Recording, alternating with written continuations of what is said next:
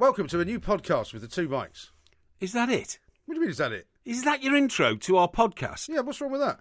It lacks passion, it lacks power, it lacks energy. It should be, hello folks, welcome to a new podcast from the two mics. Dear me. Look at the light! This is TalkSport Extra Time with the two mics, and I'm delighted to say that for the first of 4 appearances this week and every week, Mr. Mike Porky Parry is here with me in the studio. Very good morning to you, Mr. Parry. And a very good morning to you, Mike. It is, in fact, a pleasure to be here, as you know. But, it's on a very sad occasion. It is indeed. Poor old Demis. Demis Roussos, yeah. Demis, and one of my heroes, one of my all-time heroes. Well, isn't it strange that we were only talking about Demis Roussos, a couple of weeks ago? Why were we talking about him? I can't remember now. I think it's about his caftan, wasn't it? We liked his I can't remember why his name came up, but we talked about him at some length. I mean, the point is, the most unlikely pop star in the world, you know, when we were all kids in our sort of teens and all that, you know, forever and ever and ever and ever. Yeah, you quite hit the high note. There is, in fact, I'm sorry to tell you, if you haven't seen it yet, please go onto at the two mics on Twitter and or at IROMG or Mike Parry 8, and you'll see Mike Parry's tribute, which is what it is to Demis Roussos. It is a tribute. A lot of people have been very warm in their congratulations to you on it. But a few of them have tried to take the mickey, which I think is disrespectful to Demi, disrespectful to myself, you know, as a man of ecumenical thoughts when all these sort of things happen. The greatest myth about old Demis Roussos. What was it? That he was a Greek, but he wasn't. He was Egyptian. Oh, was he? Demis Roussos was Are you Egyptian. sure? Absolutely certain. He was Egyptian, but everybody seems to think that he was. He sadly died in a Greek hospital. Spent a lot of time in Greece. Was brought up in Greece and all that. But he was Egyptian. And undisclosed illness, wasn't it? He died in a Hygeia hospital in Athens. Yeah. Very sad because you know he was, as I say, the most unlikely pop star. And what it was about him, Mike, was something that I tried to portray to the world. Says he was born to a Greek father and Egyptian mother of Italian origin. Yeah, but is he not Greek then? Well, he's born in Egypt, that's why. Well, so what? Well, doesn't matter where you're born. No, of course it does. No, it doesn't. Of course it does. Don't no, be ridiculous. Surely you're not one of these people that thinks where you're born is where you come from. I didn't say that, but the point is he had an Egyptian mother. He's born in Egypt. That's two factors that make him Egyptian. The fact the father was Greece is irrelevant. Well, it's hardly irrelevant, is it? He's Egyptian. There's no dispute about it. So don't worry about it. I mean, I'm not worried about it, but I think he's Greek. No, I'm sorry, mate. I'm not going to keep correcting you because, you know, time is precious. Right. I'll tell you what's really strange about him, which I hadn't known, and I either knew it and forgot about it, that he was actually once caught up in a plane hijacking on a TWA flight from Athens to Rome when it was hijacked by members of Hezbollah and Islamic Jihad in 1985. Absolutely. And, you know, it happened over the 3 days it happened. It was his birthday, but the hijackers so respected him, they made a cake for him. Right. So, you know, they weren't the most... And they let him out earlier than all the other passengers that's right. as well. Of course they let him out. And that was it. But what I was going to say about him was the reason why he was so prominent in our thoughts and the reason that, you know, we all know so much about Demis Roussos was the fact that he... Demis Roussos. I said Demis Roussos. No, you said Demi, like Demi Moore. It's Demis Roussos. Demis Roussos. Yeah. Demis Roussos, okay? Right. Demis Roussos. And the thing is, he realised from a very early age, as I have done, physical presence is everything. Yeah. So, you know, if you look like a wimp, you ain't going to get far in the world, no matter what your talents are. If, however, you have the stunning sort of visual attraction of Demis Roussos... Yes. His caftan. And do you know how much he weighed at his heaviest? No. Not as heavy as I thought. In fact, there are some people who work at TalkSport who are heavier than Demis Roussos was. That doesn't surprise me. At his heaviest, he was 1 pound short of 20 stone. Oh, right, okay. That's not that bad, is it? Well, no, 19 pounds, 13 stones. I don't know how tall he was. That's not bad. That's not bad, you know, because everybody thought that he was a big fat oaf, and he wasn't. He was a well-proportioned singer, you know. Very, very good singer, obviously. And as I say... But he wasn't of sort of Pavarotti proportions, is what you're saying? No, he wasn't, no. I mean, he wasn't like Mario Lanza. You know, when poor old Mario Lanza died, he was so big and so fat, they couldn't fit him in his coffin. So they had to break his legs and bend them backwards to get him in his coffin. Yeah, that's true. I know, and it's a terrible thing to have happened. It's an awful story. It is a shocking story. But that's... made me feel quite unwell. Well, I'm sorry. You told me that No, now. I didn't mean to There make are some people actually... unwell. There are some people saying that there are some things they wish they'd never seen. Well, that's right, including your tribute to Demis Roussos. Well, that's a bit harsh, isn't it? It's a bit unfair, isn't it? Oh, you only read those ones out. why didn't you read out a few of the tribute ones? You know, very nice, Mike. Well done. Let's read you genius. Here's one from Michael. Who says, every time I hear Mike Parry now, I picture him on the motorway pretending to be a fighter pilot. Oh, really? Comedy gold. Well, come on. We all do that. You said that to me. Here's one from Mark, who says, great tribute to Roussos. Well done. Thank you. That's what I like to hear. And David says, fingernails on a chalkboard is the first thing that comes to mind. No, although I didn't hit the high note just a few seconds ago when I tried to do my impersonation of Demi, you'll find in the video kids, Demis, in the video kid, you'll find I do hit that high note, and thanks to our technical genius, John there, behind the glass, he managed to, just swivel it perfectly to make sure I hit that note at the right time. There was no auto-tune required either. No. Ron says, amazing vocal dexterity from a musical genius. Yeah, thank you. Is that me or is that Demis Roussos? That's you, yeah. I can't remember any other songs he sang, can you? Well, that's the other thing I was going to ask you, because although, that one, Forever and Ever, is definitely the most famous. Yes. There are some other songs, other solo hits included My Friend the Wind. Yeah. Any ideas? No. How about My Reason? No. Someday, Somewhere? No. Happy to Be on an Island in the Sun? No. No, I don't remember. But one of those was also apparently the theme music or the track to some great film or something. And Chariots of Fire. The sort of soundtrack of Chariots of Fire, which was written by one of his fellow Greeks, Vangelis, right? Vangelis. Remember Vangelis? Greek, yeah. No, he wasn't. I didn't know that. He might have been born in Egypt, but he was in fact Greek. Yeah. Okay. Well, he did a vocal track apparently along with that. Oh, I didn't know that. Which I never heard. No, that's Maybe interesting. We'll hear it later. Yeah, sorry? Maybe we'll hear it later. Yeah. But anyway, look, that's the sad demise of old Demis Roussos. Overtook everything that happened. He moved to Malibu later in his life, He went what? He moved to Malibu. Malibu? Yeah, Malibu in America, in California. Yeah, Malibu. By the way. You've been to Malibu? I've been to Malibu, Have you? Yeah. Did you ever go to Alice's restaurant, that beautiful restaurant on the pier? I think I did. So I'm not sure it's still there anymore. I think I did. I remember sitting there thinking, this is one of the highlights of my journalistic career. I was sent to LA to cover some showbiz story. Sure. And I ended up in Malibu, and I thought, better go and just drive up and down that marvellous coast road. That's right, I did, I did that. And there was this beautiful restaurant on the pier, and I was sitting there, and I had no photographer working this, I was on my own. Yeah. And I just sat there, ordered a very cold glass of Chablis, had a very nice sort of Caesar salad or something. It was one of those places where the windows were open. That's right. And the wind was blowing in, and I was looking out, watching people surfing, and I just thought, this is unbelievable. Yeah. I was about 24. Yeah, it is unbelievable. I sat on the pavement outside Mick Fleetwood's home, waiting for Mick Fleetwood to come home. Sat on the pavement? Yeah. That's not a very good look, is it? Well, I didn't want to miss him, obviously. Why weren't you just standing?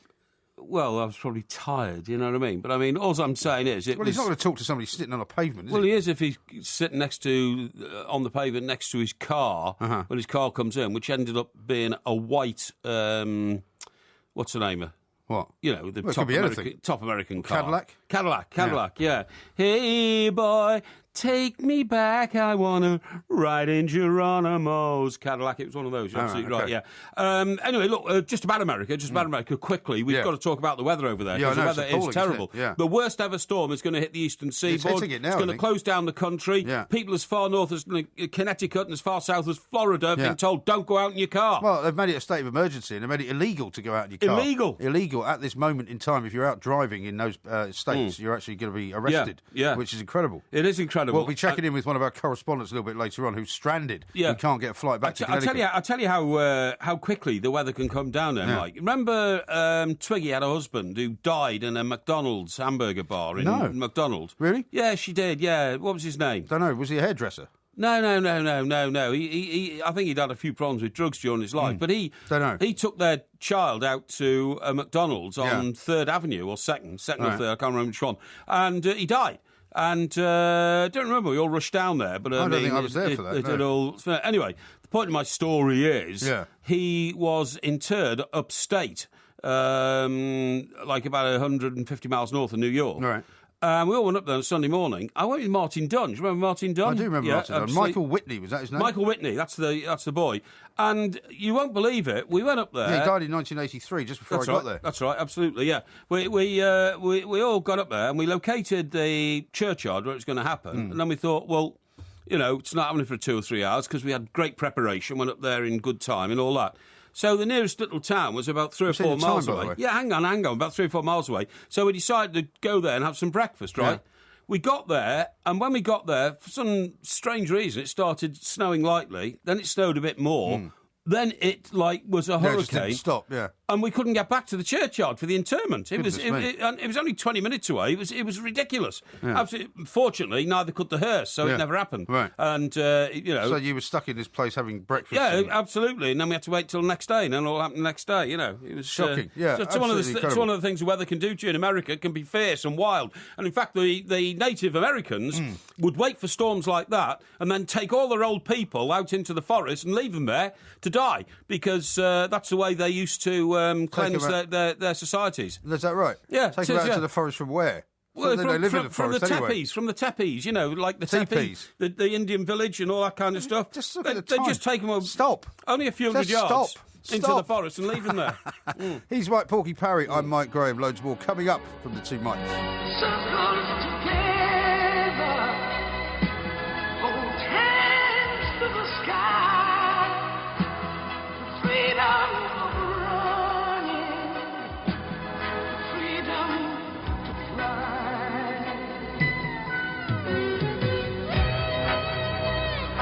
This is the Chariots of Fire song, apparently. Oh, doesn't sound anything like the actual. Yeah. Well, I've never heard this, to be honest. No. I think Demis Roussos can. Demis, yes, that's what I said, can be described as a one-song wonder. But I mean, in the nicest possible way. It was a brilliant song. Funnily enough, I was reading an old interview with him in which he said that basically there was a time when he and ABBA were the only two acts that basically topped every single chart for most of the year. It was either him or ABBA that had a number one. Yeah. Well, the difference is ABBA had 20 number ones. Well, he must have had more than the one that we know about. Well, perhaps he was big in Egypt where he was born, and Greece. He was not Egyptian. He was a Greek. No, he wasn't. He was Egyptian. No, believe me. Well, why was he on a flight from Athens to Rome then? Do you think when he was hijacked? Well, you're British, but nothing would prohibit you getting on a flight from Athens to Rome. No, it wouldn't. I went on a flight. Remember, I went on the flight from Athens to Tripoli. It was called Over the Sea of Death. No. Why was it Over the Sea of Death? Over the Sea of Death, yeah. What, you mean over the Mediterranean? No, Gaddafi renamed it the Sea of Death because he said anybody who comes in and flies over that, eye on the Mediterranean, bit like Mussolini during the Second World War, who renamed the Mediterranean the Italian lake. Which is a bit of a joke, really, but there you go. Yeah, but he did. Well, I mean, I'm delighted that you've now managed to find a reason to tell your little story about going to Tripoli. No, it's only because you mention it. The flight's there. How often did you go to Greece? Right. Well, anyway, the point is that he was definitely Greek, and it doesn't matter where you were born. How often have you been to Greece? I've never been to Greece. Never been to Greece? No. Well, funnily enough, I was thinking about going to Greece last summer for a holiday. I was thinking about going this summer, but now with all the the political machinations, last year, one of the reasons I didn't go last year was because of all the riots, and I thought to myself, it doesn't seem like a very good place to go. I think it's amazing the outcome of this election in Greece, because basically what the Greek people have said is that we don't want austerity anymore because we're fed up with it. Well, I don't blame them for that. No. So they've decided... Because you can blame the government for getting them into that mess. Yeah. But they've now decided, I think we'd like to start spending again. They seem to have missed the problem in the middle of that argument, which is they haven't got any money. They haven't got any money, no. So unless they've... They don't bother collecting taxes either. No, exactly, yeah. So unless they've discovered, some Greek scientist presumably has discovered a method to turn olive groves into money trees or something like that, and that's where all the drachmas Well, grow. funnily enough, one of the reasons why they haven't got any money is ever since they got co-opted into the European Union and they've been given the euro, it's actually worked completely in reverse for them, because they now export all their olive oil to Germany, but the Germans actually make olive oil cheaper than the Greeks can make it in euros, and so nobody buys the olive oil from Greece anymore. Is that right? Yeah, is that why they collapsed? That's one of the reasons, yeah. And presumably Germany's full of immigrants from places like Greece and Turkey who know how to make olive oil. Well, it's not so much that. It's just that it hasn't helped them. The whole kind of idea of them getting into the European Union and getting the euro has been a complete and utter disaster. Yeah. And now the Germans are all saying, well, you've got to do what we tell you. And it's like, well, hang on a second. You were the ones that told us to do this in the first place. And that's why we're all messed up. Now, we've got a call from Nad in Los Angeles. He wants to talk to us about Malibu. Nad, a very good morning to you. Welcome. Nad, are you there? Hi. This is Nad. I'm here. I think I have a very poor reception here. Oh, that's okay. We can hear you. Well, we can hear you. What would you like to say? All right. You know what? It's amazing. You were talking. I'm driving my Cadillac ATS, which is a new one, in Malibu in rain, and you were talking about all three of them. Probably I go buy a lottery ticket or something. Yeah, maybe you should. Yeah. So you're saying that because of all the things that you just heard us talking about. What about? Can you tell us whether Alice's restaurant is still there? You know, I don't know about the restaurant in question. I'm driving here in Malibu. I just went into Topanga Canyon, but there are lots of good restaurants there. Oh, Yeah. I know. Yeah. I know there are. Very nice ones. Well, good luck. Maybe you should go buy a lottery ticket. Do you live in Malibu, Nad? He can't hear you. Nad? In Malibu? No, I live in a city called Calabasas. It's here in north of Los Angeles. Oh, I see. Okay. Well, never mind. One of these days, maybe make enough I'm money a to... Manchester United fan. Oh, you're a Manchester United fan, are you? Yeah, a lot of them in Malibu. Rod Stewart. Very harsh.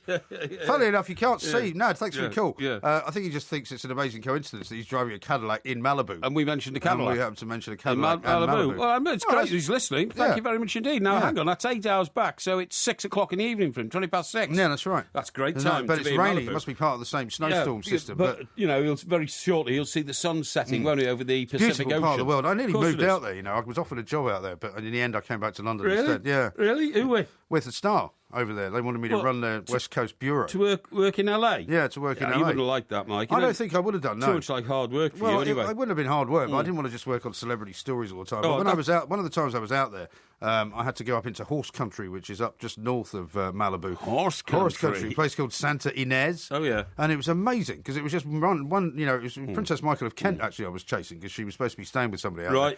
there. And I couldn't get anywhere near any of the houses, Yeah, because the horse ranches live thousands of acres, you know. Exactly, And yeah. everyone's driving, you know, everyone is incredibly wealthy. Yeah. And, I mean, you talk about not being able to doorstep anybody in Beverly Hills. I mean, out there, if you parked a car anywhere, you know, suddenly there were people all over you. 'Cause they were Security's saying, arrived, you know, yeah. You know, what are you doing here? You know, and it was completely just like nobody around. Well, Beautiful, though. I was posted to LA by Sir Larry Lamb, who was the... What sort of package were you in? Sorry. I've just got this idea of you being shoved into a parcel. Silly. And again, I thought about it, and I thought I simply can't work 8 hours behind time. It's just not on. You're working for tomorrow's paper, not today's, or in fact the day after tomorrow's paper. Yeah. You see what I mean? Well, that was the thing. It's just not. It doesn't matter for the sort of work you were going to do. Would be like a weekly celeb salacious magazine, right. But on a daily basis. I mean, I went out there and did a trial. I did It would mess with your head as well as to what times you should be up to work. Oh, no, yeah. I mean, I did that trial, which I think I've told you about before. If I haven't, I can tell you again. About 2 English doctors who fell out because they started a clinic out there. Oh, yeah, you did tell me that. And they were basically injecting crazy Californian women with sheep's urine, telling them it was, the secret of everlasting life and all that kind of stuff. Right. They fell out. One tried to kill the other. So one of them's on trial. And anyway, cut a long story short, after a week of this trial, the verdict came in on a Friday. Fortunately, it came in at sort of 11 o'clock LA time. Yeah. But that was still that was still 7 o'clock in the evening in London. Right. If it had, if it 2 or 3 hours later, it never made the first edition, all that kind of stuff. And those are the pressures you worked Very against. difficult. Yeah. Now, somebody's giving you a hard time here. Demis Roussos' best work was as a member of Aphrodite's Child alongside Vangelis in the early 70s. Their album 666 is an underground classic, says somebody who's tweeted in. Oh, yeah, but I'm not into underground, I'm afraid. There are tracks by them on YouTube, and Rain and Tears made the top 30 in 1968. Oh, it's Russ in Birkenhead. Is it? P.S. He says, better Good place, research on Birkenhead. Demis Roussos, Vangelis and Aphrodite's Child would have been advisable, chaps. Yeah. Well, I we don't need to research. No. I don't want to It's know all things. in your head, isn't it? I don't want to know things about Demis Roussos that I don't already know. There's no need because everything he did that came to the fore was the prominent side of Demis Roussos. Yeah. Birkenhead, by the way, is that where the last correspondent was from? You Russ said? from Birkenhead. Yeah. That's where my mum and dad came from. Prenton in Birkenhead. What's the biggest landmark in Prenton? In Prenton, no idea.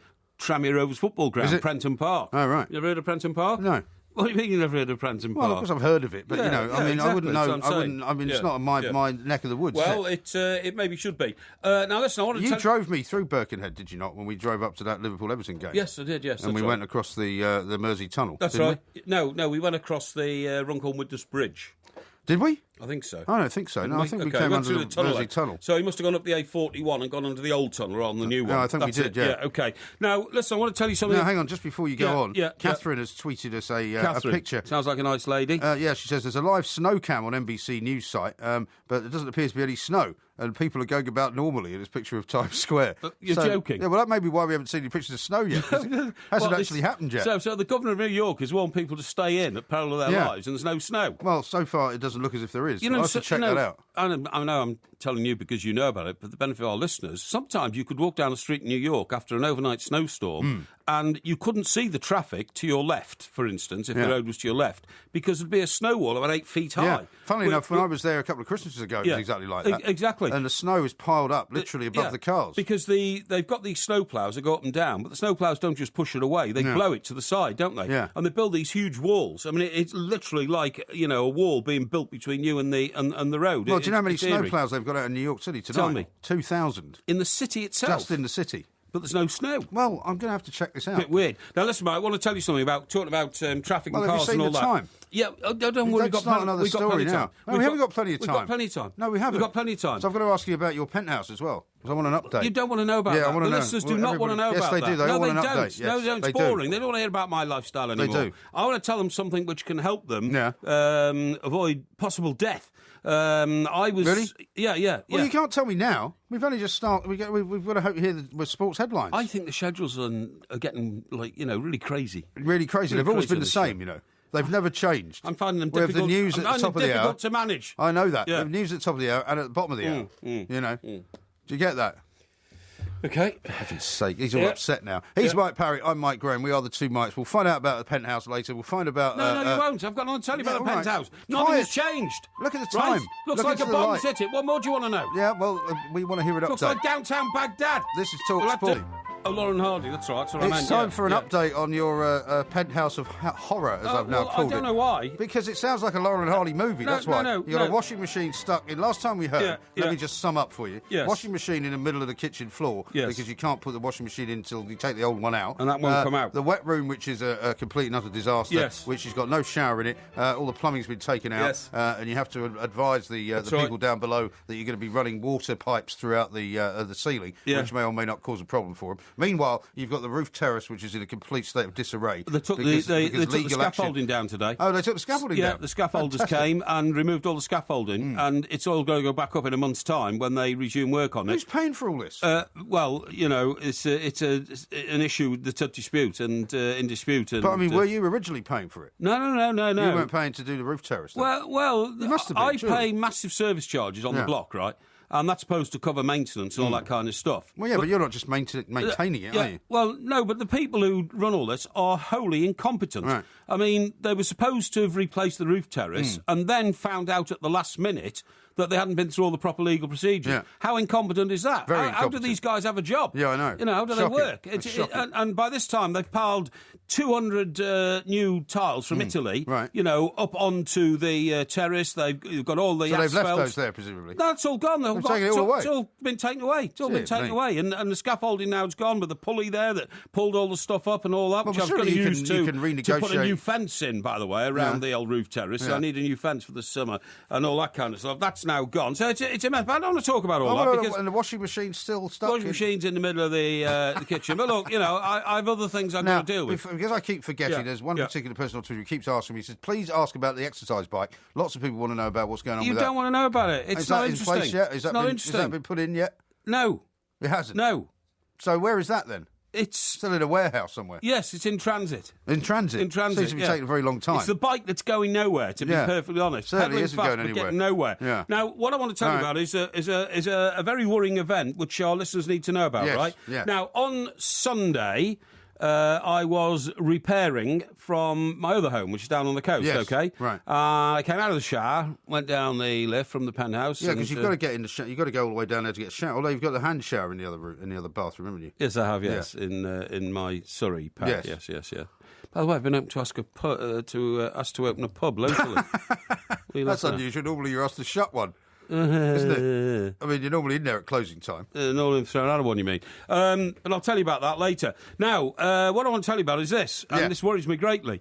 So I come out of the shower and go downstairs. Had to make a quick exit, because I had things to do, get on the road, all that kind of stuff. Okay. And then I decided to catch up on something on my listening device. Oh, your listening device? Otherwise known as your phone? The phone. Yeah. You've got a new case for it? Yeah, new case. Very swish. Rather nice, isn't it? Everton Blue.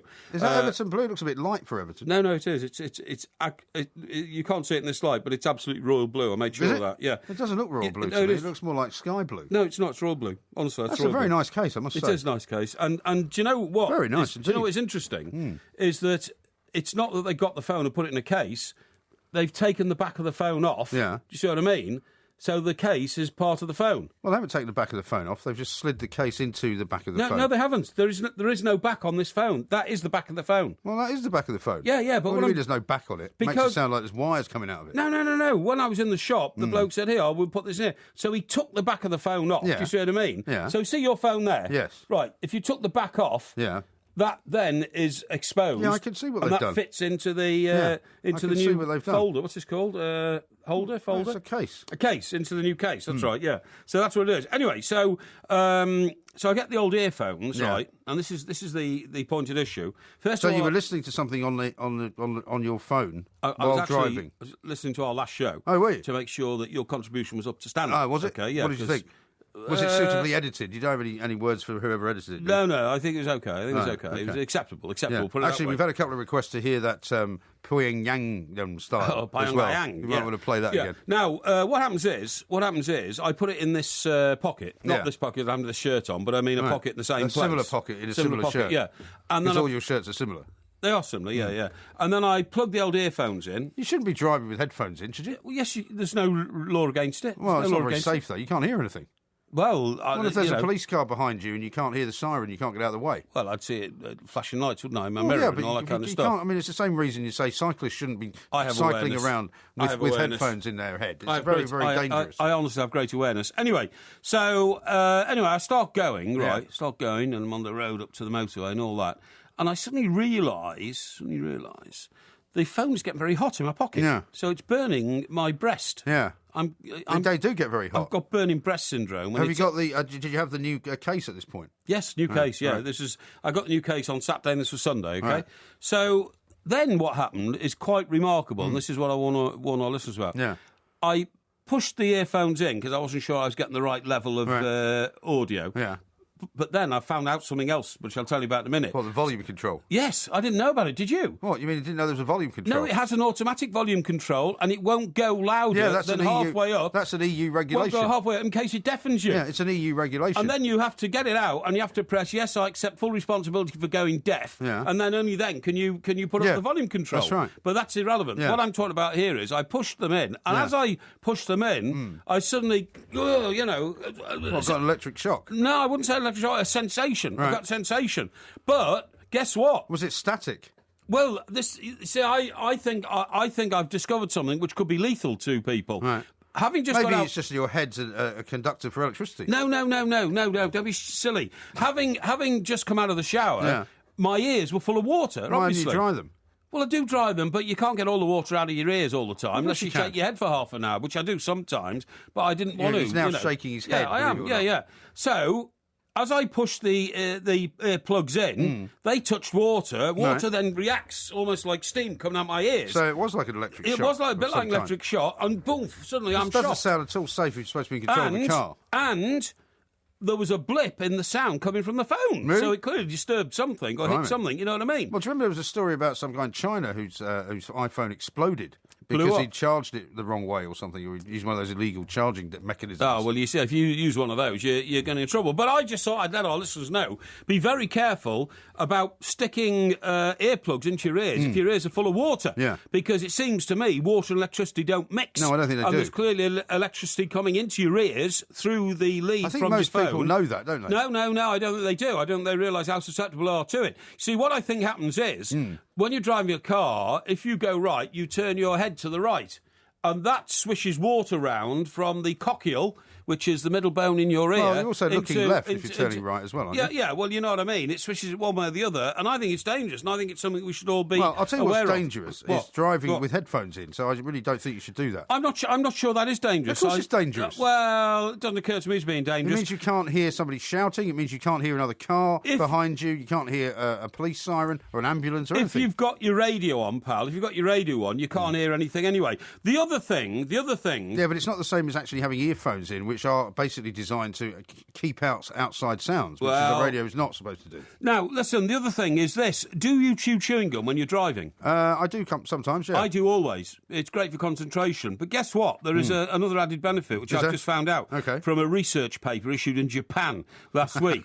And what do you offer? What do you mean a research paper issued in Japan? Well, it's a research paper. Have they sent a copy of it to you, have they? No. Well, how did you manage to get your hands on this secret research document? In my daily research of new information that's Does this come through on your information device? Yeah, well, yeah, sort of. Laptop, actually. I've discovered that chewing gum does an incredibly good job on your brain. Does it? Literally it does. It's not working for you, is it? Eh? It's not working for you. Do you know what happens? I'm going to ignore that. Well, you just did. I like chewing gum all the time. You do? But I think it gives you stomachache as well, chewing gum. Well, it's not good to chew it all the time. Well, I think my mum used to say to me that it allows air into your tummy. I think that's just one of those things parents tell you. I think it is.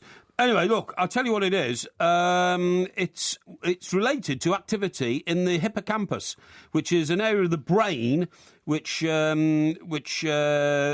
is very important to your memory. Is it? Your memory's awful. The ability to remember. Your memory's absolutely hopeless. Right, here, listen to this. Recent evidence suggests that chomping down on chewing gum increases the heart rate, which improves the delivery of oxygen to the brain and helps its powers to remember things at that very moment. So the way you remember things now, Mike, and I might try this in a run-up to our show tomorrow night, is for an hour before the show, I'm going to chew chewing gum. Yeah. You know, really chew it like that, maybe 6 or 7 or 8 pieces, 9, 10 pieces, something like that, because I don't like it when the flavour goes. I like to re-flavour it all the time. So you think that might help you with your memory? Well, what I'm saying is, and I'm going to read a few fact sheets, you know, which I draw up during the day. Yeah. Actually, that's a good idea, and I can then quiz you on the fact sheets. Well, maybe, whatever, and see whether I've remembered things, because that and oily fish, by the way, I keep telling you about oily fish. It doesn't go well with chewing gum, though, does it? Well, it doesn't, but I mean, what I'm saying is that... Not at the same time. I'm looking at ways all the time to try... Your memory isn't very good. No, my memory's fine. No, you've got a very good memory, as I've told you many times, of things that happened quite a long time ago. Yeah. But not such a good memory of things that happened like yesterday. Well, you're suggesting that that's demential. I'm saying that it can often be an early sign. That's what I mean. But I don't have any problem like that at all. I mean, for instance, you know, I could probably remember the name of the number plate of the car behind mine when I parked tonight outside Talksport Towers here. Well, it's yours. Is it? Yeah. Can you tell me what it is then? Well, I know it's got... Tell me what it starts with. I know it's got a 54 in the middle. No, it hasn't. 58? No. It's got a 58 in the middle, hasn't it? No, it hasn't. No, I think it has. No. And it's GS. No, it's not. It is, the letters are GS. No, it's not. Must be somebody else's I mean, car, the reason I was happy for you to give away my number plate was I knew you wouldn't remember it. Right, okay. So you haven't got any of it right. Okay. In fact. I thought I had. And No. And at the end, I think there's a TL. No, there isn't. Right, okay. No, none of those letters appear. I don't believe you. No. I think you're just lying. I'm not going to give out my whole number plate. Well, no, I know you're not, but I mean, that means that you can just say, no, try and make out that I'm some Well, I'll tell you what it of is when we stop. But I don't suppose we want you want to give you... not. Would you mind? I don't want you to give out my registration number on air. Well, I wasn't going to. I've got a story to tell you about my car, actually. Oh, really? I'd like to hear about that. Yeah, it's all going to come up. It's coming up next on Talk Sport. That sounded like Liam Gallagher to me. It's Snow Patrol. Snow Patrol. Well, that's interesting. Where are they from? They're from Northern Ireland. Northern Ireland. How long have they been around? Quite a long time. That sounds like a nice song, that. Light What's that Up, called? it's called. Light Up? Yeah. Lighten Up? No, just Light Up. What, like light up a cigarette? Well, it's not light up a cigarette, but yeah, you get the idea. Well, that's not... I don't think that's very, proper, really. So talking about cigarettes, by the way. We've got a guest coming up now. Yeah, I know, yeah. But I'll just tell you quickly. Go on. These plain packaged cigarettes, right? Yeah. They've introduced them into Australia. Yeah, they've had them for 2 years, haven't and they? now hundreds of people are dying because it's so much easier to make, gash false cigarettes. Oh, yeah, like bootleg ones, yeah. Yeah, bootleg ones. Put them into plain packets because you don't even have to design and replicate a brand copy name. of the brand name. Yeah. That's right. Everything's the same, brown paper. Bad idea. And they're sticking cigarettes into these brown paper packages, literally made of arsenic, made of, the sort Cyanide. Stuff that you find in the ground, stuff that you find in pigsties, stuff that you can find No, it's true. It's true. They're stuffing them all into cigarettes. Really? Like, Shocking. stuff like manure and straw and all sorts of things. Honestly, it's disgusting. I know. And people are dying of poison. Shocking. Yeah. Shocking state of affairs. Now, we've been talking about the terrible weather over in the United States. I don't think the bad snow's actually hit yet. We're going to talk to Mark Donaldson, one of our regular contributors. He's stuck out in Los Angeles. He's been out there covering the tennis down in Australia, and he can't get back to Connecticut where he lives because all the planes have been closed down. Mark, a very good morning to you. Welcome. Mr. Graham, Mr. Parry, how are you both? Yeah, very well good, indeed. Mark. Now, we've had a strange, we've had a tweet from somebody who's watching the live NBC webcam, which I haven't got myself yet, which I haven't seen, which says that the snow hasn't actually started yet in New York. Is that right? It has, and it's making its way up to Connecticut, and Boston will be in the early hours. So it's kind of light, but the heavy stuff's just kind of starting in New York and in Connecticut as well, and then Boston will probably get it towards kind of sunlight tomorrow. I'm assured of that by my wife, who's stuck in the house. She can't get out, and I can't get back. I'm stuck in Los Angeles because all the flights to, I think there's 20 airports in the northeast of the country have all shut down until Wednesday. So I was on a flight today, cancelled. I was also on a flight that they changed me to on Tuesday, which has been cancelled. And now I'm tentatively booked on a flight on Wednesday, which, if it's cancelled, I'm going to have another day in Los Angeles by the pool in 75 degrees. What a nightmare. We just had a guy from Malibu on saying it was raining. Yeah. I'm not going to lie. I was in Malibu a couple of days ago. I'm just up the road just now at the Staples Center, about to go to the LA Clippers against Denver Nuggets NBA game, and it's miserable. Yeah. But it's warm and miserable. I'm not used to that in Scotland. No, trouble is, Mark, getting stuck in Los Angeles is a bit of a nightmare because, in my view, everybody in California is mad. And which is pretty good coming from you. No, they are. They're all nutters, aren't they? They go around towing bits of rock behind them on leads because they think that they give them more spiritual satisfaction than a dog. And well, they did that for a while, a long time ago. Yeah, but they do. They're all crazy. But anyway, and don't go to Venice Beach. Yes. For me, is the wackiest place on earth. It's like you take all the crazies, you put them in a food mix, you shake them about, and you drop them down. And I love it. I absolutely love it because there's a place in society for everybody, and everyone seems to be offended. They're just crazy. So I totally agree. Venice Beach is like it's like an open asylum, isn't it? Where people are running around. And just up the road from there, Mark, Santa Monica, and I've told this story many times to our listeners, go into a restaurant there, ask for a second bottle of wine, just as you're about to order your meal, because you and your mate have finished the first bottle of wine off while you were looking at the menus. And instead of giving you a bottle of wine, they give you a card advising you of alcohol abuse and how it can damage your liver and don't drink too much. I mean, that's a good way to run a business, well, that's because you'd only finished the first bottle in about 10 minutes. Yeah, probably had. That's the way the English do it. But anyway, as you say, they're all crackpots. You'd be glad to get back to the frozen eastern seaboard sooner rather than later. Yeah. Not really, I have to say. But what I will say, and I've been coming here 4 years to do the tennis from LA, just simply because of the time difference. That's why we do it from out here at ESPN. I found something out this year for the first time, because we went for a walk to Santa Monica today, and we went along the pier, and that is the final destination of Route 66. The beginning of the pier at Santa Monica was the final place. You start in Chicago, and the old Route 66 ended at the beginning of the pier at Santa Monica Boulevard. That's marvellous. That is interesting, isn't it? Yeah. Now, as far as your Connecticut home is concerned, are you going to be able to get to it? I mean, if this blizzard is as bad as they say, even if you can get into, I don't know whether you're going to be flying into New York City or whether you're going to fly up into into one of the Boston airports. I mean, are you going to be able to actually get home? Well, that's the issue. I'm flying into Newark, or meant to be. It's normally about an hour and 50-minute drive door to door to get to my house in northwest Connecticut. That ain't going to be the case. I'm probably going to spend around 45 minutes trying to get the snow shoveled away from the car at Newark Airport. One of my colleagues who presents ESPN FC, Dan Thomas, who's been home seeing his son in England at the weekend. He's literally just texted me before I got on air. His flight to JFK was cancelled. He had to go to Philly, then get a flight to Boston. His car's in New York. He had to get a hire car in Boston.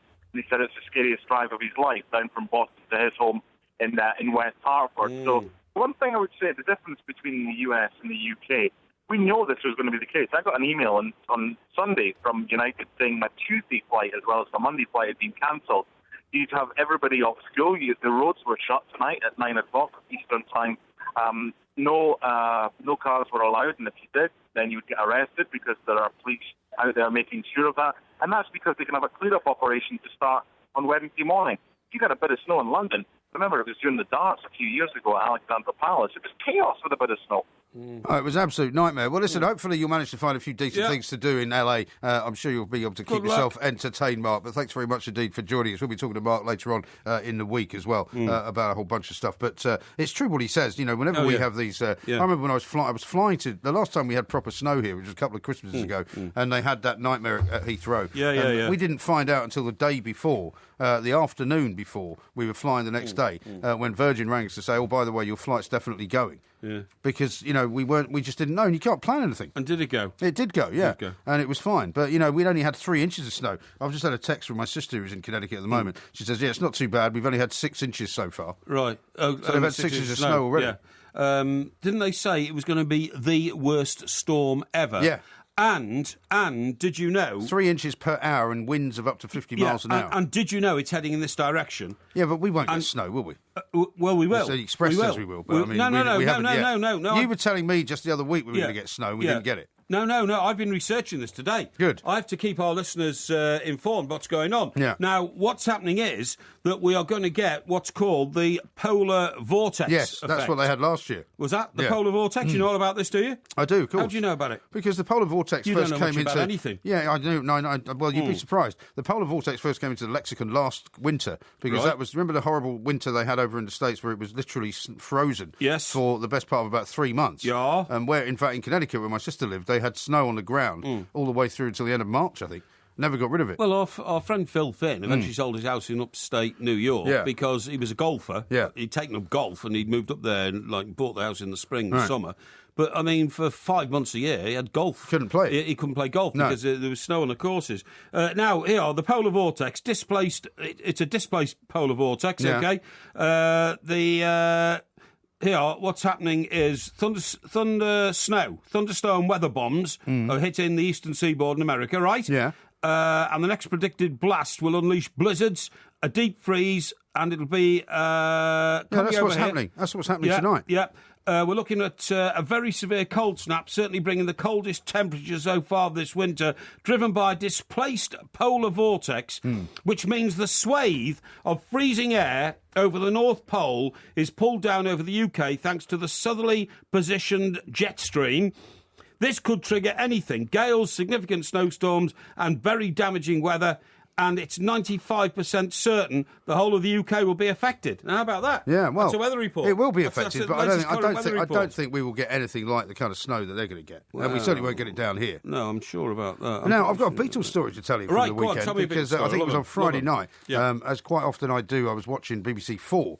Which has some very good musical documentaries on it from time to time. Yeah. And I had this great documentary, I don't know whether you saw it or have seen it, about the making of Please Please Me. Right. But not just about the making of it, but some re-recording of the songs that was being done by loads of other stars. And they had people like Josh Stone, they had Squeeze in there, Greg but I Tilbrook and all can't those stand guys. cover versions of people's songs. Well, the only one that I actually liked was Josh Stone, but they also played, of course, all the original Beatles tracks as well. Yeah. And by the end of it, I became so excited because I've never actually owned that particular album. Right. I bought Please Please Me. I thought you'd be pleased to hear that. What, you downloaded it? Yeah. Did you? Yeah, I bought the whole album. You see, I'm not a great fan of the early Beatles stuff. It's their first album. Please me, well, yeah. It wasn't so much because of that. Please It wasn't so much because of that song. Yeah, I know that. I don't want to hear you sing it either. The second one was called With the Beatles, and even on their second album, With the Beatles, they still did some cover versions. Yeah, they Chuck did. Berry songs and all Well, that I kind of quite stuff. like that. Well, I don't.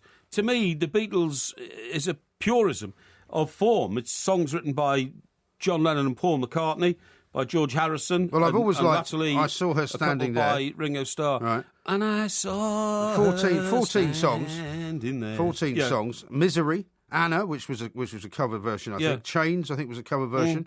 And, of course, A Taste of Honey, which was a cover version as well. I don't like all that. I just really like the sound of it. Do you remember the film A Taste of Honey? Yeah. That was Rita Tushingham. Yes, that's right. And Dora Bryan. Yeah. And it was one of these great post-Second World War films of bleak and, black Britain, where Dora Bryan, that's what they used to call kitchen sink dramas. It was kitchen sink drama, where they had to climb out the window of the rented apartment because she couldn't pay the rent and all that kind of stuff. I remember that very, very well indeed. But I don't like Beatles cover versions, honestly. And conversely, I don't like it the other way around. Nobody's ever done a good cover version of a Beatles song. Well, Josh Stone's A Taste of Honey is not technically a cover version of their song, but it's very good. Yeah, well... So I would recommend it. Oh, it's debatable. Now, let me read you a couple of tweets here. William says, if you didn't tell Porky to look into the light, there would be no news or sports bulletins for 2 hours. Oh, I'm not sure about that. And then Adrian says, hang on, I thought Porky set up the timing schedules at TalkSport when he invented the station. Well... And he puts invented in inverted commas. What, he's sort of doubting... He's saying that this is an empty boast, is it? No, I think what he's saying is that I thought the timings of the news and everything were your responsibility when you set everything up.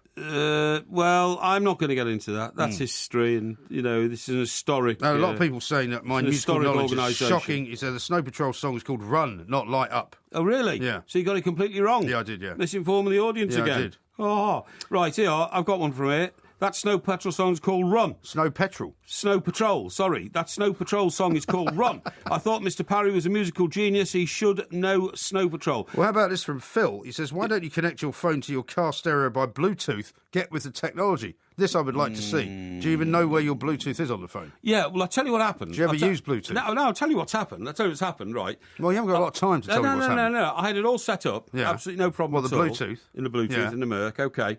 And so, for instance, Andy Townsend... Well, it's all wireless. ...rings me on a Sunday morning, as he often does when he's on his radio. You sure it's not you ringing him? On games. No. We talk on a regular basis. I see. And it's you just talking to, the ether, and it's great. Now, you do. The voice just comes from nowhere, doesn't it? No, it comes from a speaker. Yeah, I know that, but it's a hidden speaker, isn't it? So, it's magic. Well, it's very small. Yeah, but it's magic. It's not magic. Anyway, how about this? So the car goes in for a service. Yeah. Now, that's supposed to improve your car, isn't it? It would improve your car. Comes out, first time the phone rings, it's ringing in my pocket. And I think, hang on. Well, probably because you hadn't connected it to the Bluetooth. Well, you don't have to. Yes, you do. No. Every time you get in the car, it connects. It automatically connects. Only if your Bluetooth is switched on and you paired it up with the device. That's right, which I'd done. Had you? Well, I hadn't done it, but somebody had done it for me. Well, maybe it was maybe it disconnected. It did disconnect. This is one point. But when you take car in, you're supposed to improve it, not disimprove it. Now, the other thing is, I've got to smash my car up 4 times since then, because backing up, the old sensors, the bleep, bleep, bleep, bleep, bleep sensors, are not working as efficient as they were before the car went in. Well, they don't seem to be. And you tell me that I'm driving around in a wreck. And I nearly smashed into your car, actually. Did you? Parking tonight. Oh, don't worry, it would just be another bash. Because I'd forgotten that the sensors were not very, very sensitive. That's the problem I've got, actually, when I drive this car, because the Land Rover's got sensors all over the place. Side sensors, front sensors, back sensors. And when you're driving a car that doesn't have any, you forget. Do you know, the side sensors are a nuisance, because every time a motorbike passes you, when you're stuck in traffic, it all goes off, That's not a problem. Well, it is to me. It is to me. It's disturbing. Disturbing. It is disturbing. Yeah. Somebody's put the tennis on the big screen now, so you can enjoy watching that Who's for 5 playing? minutes. A couple of your favourites. Sharapova and Eugenie Bouchard. Excellente. Yeah, you can enjoy that while the Sharapova for victory, I say. Yeah, never mind. Keep your hair on. Statuesque woman. You know, she's 6'1" in her bare feet. No, never mind that. When she puts a pair of high heels on, she could be 6'5". Yeah. Imagine that. She'd tower over you, wouldn't she? Yeah, she would. Talk Sport Extra Time. We are the Two Mites. There will be a podcast coming out a little bit later on, of course. We're now seeing some video, some camera shots of Times Square, which has got a little bit of snow coming down, but nothing too heavy at the moment. That we'll keep you informed about all of that. Mr. Parry's brought in a little box with what looks like a very nice presentation from Everton in there. What is that? Well, it's not from Everton. This is absolutely amazing. This was I've just found this in my pigeonhole, right? Have you? And I am absolutely banjaxed, right? I didn't know what it was. I opened it up, and then on the outside of the box it says "sending a big hug," right? Right. And it's very decorative, and it's got Everton badges on it, right? So then Somebody's taken the time to put this together for you. It's an amazing card, and I look inside and see this is the front of the card. Yeah.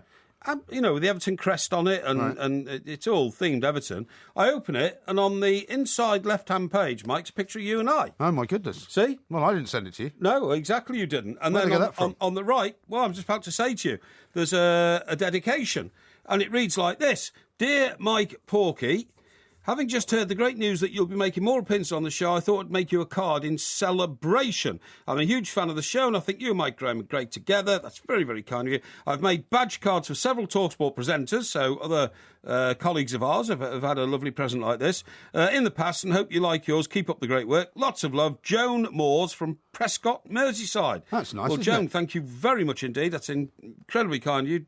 Joan's put an email address in, so I'll be knocking her off a little line of thanks, because it really, truly is a beautiful present. I'll take a picture of that and tweet that out. Do you think she sent one to me as well? At the end of the show. Well, I think she sent this to both of us, to be honest, because there's a picture of the two of us there, back to back, one of our standard You're poses. going to keep it, though, aren't you? Well, of course I'm going to keep it. It's addressed to me and sent to me. I'm an Everton fan, you're not. You're a Brentford fan, of course. Yeah. But you must be very devastated now, even more so, that Everton are no longer in the FA Cup now that everybody else has been knocked out. Well, when I say everybody else, not everybody else. No, but, I totally agree. An awful lot of big-name clubs have been knocked out. I totally agree. You know, Arsenal are now favourites, aren't they, to win the FA Cup? And who's second favourite? Man United.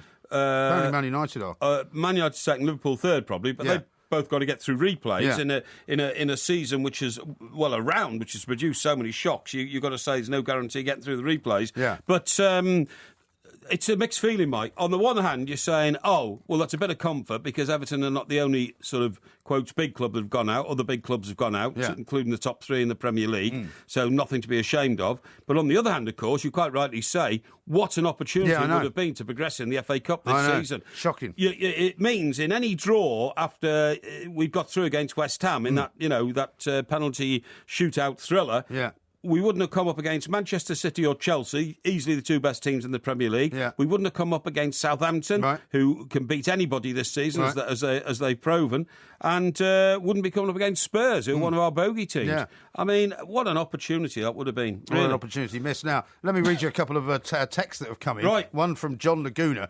He says, I'm an HGV driver and I had a fine back in 2010 for driving with headphones in my ears. I was told he was driving without due care and attention. Be careful, Porky. And Steve the Trucker says, Mike Parry, just for your info, it is an offence to wear headphones whilst driving. I got stopped on the M25 last year and fined £100 and 3 points. But I did a course and the policeman stated that headphone wires could get caught in the controls.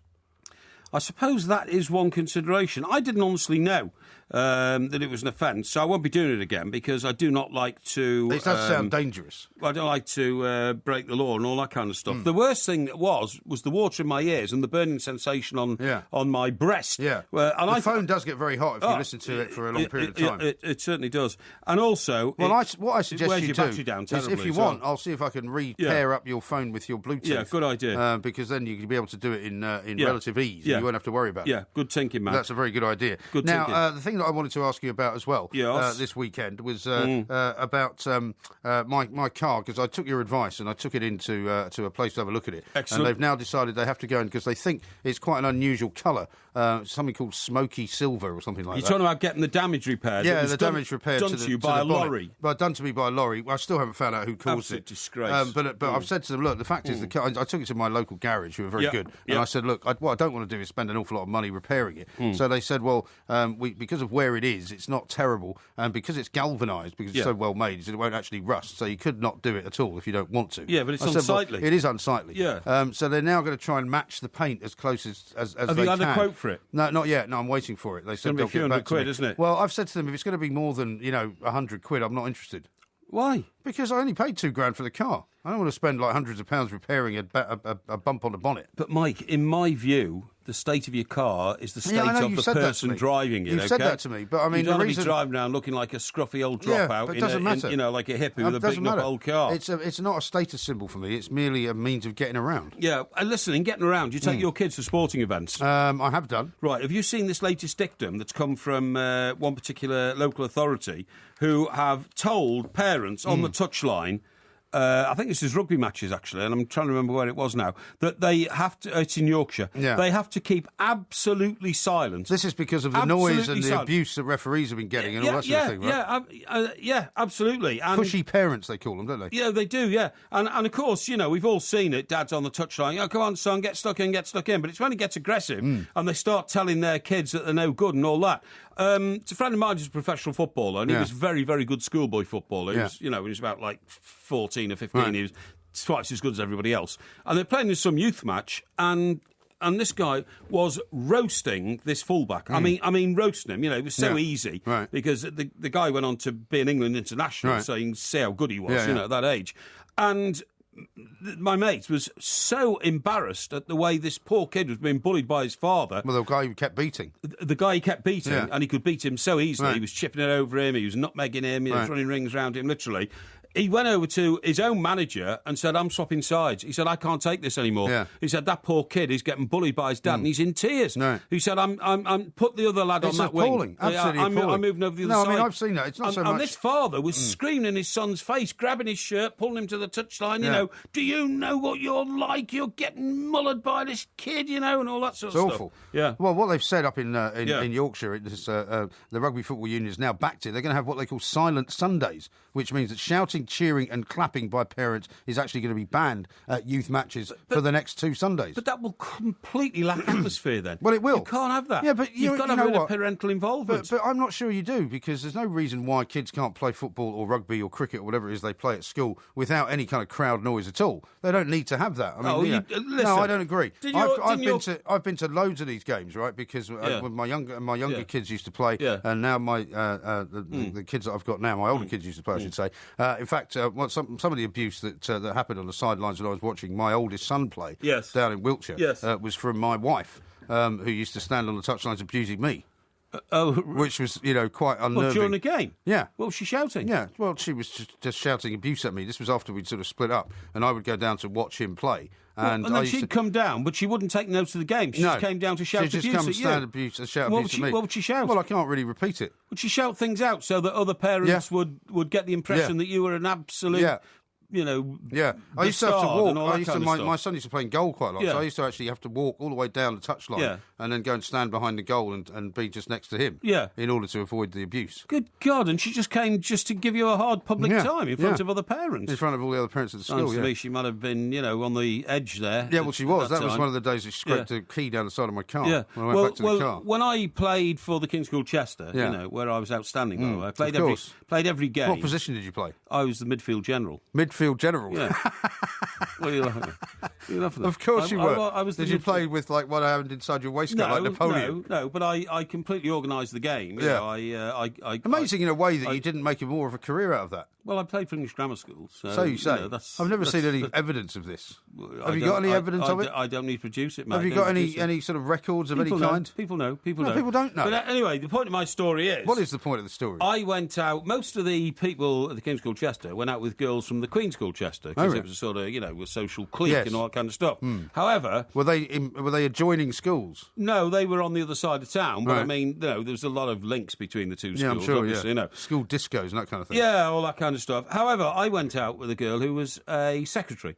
A secretary? A secretary in a solicitor's office. How old were you at this point? 17. Right. And she'd left school at 16, and done some typing exams and all that kind of stuff. Yeah. No, she was secretary, right? And there must have been some ulterior motive, because there's always an ulterior motive with you. No, not really. You must have wanted her to do something. No, she was just very good looking. Yeah. In fact, she went on to become Miss Chester, believe it or not. Did she?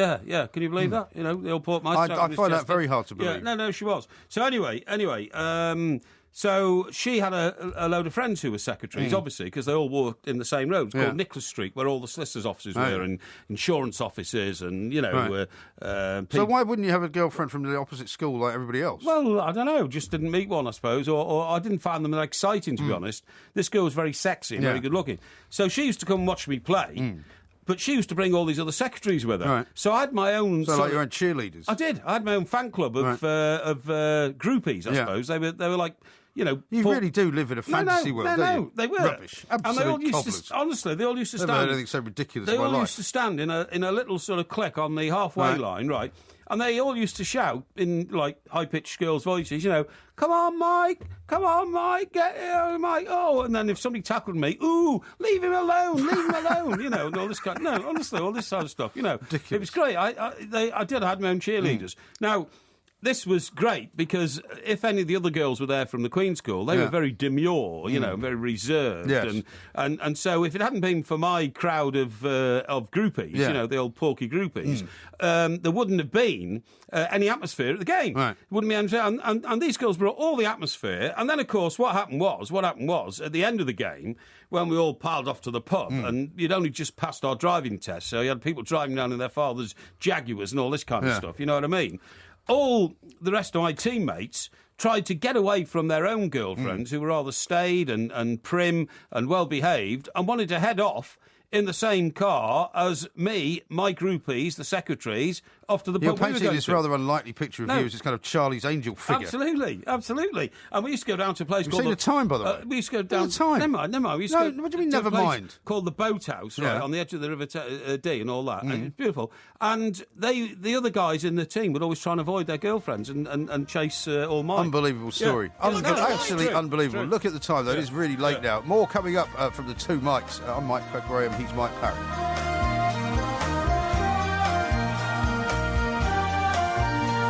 Forever and ever and ever and ever you'll be the one who comes to me in the morning sun.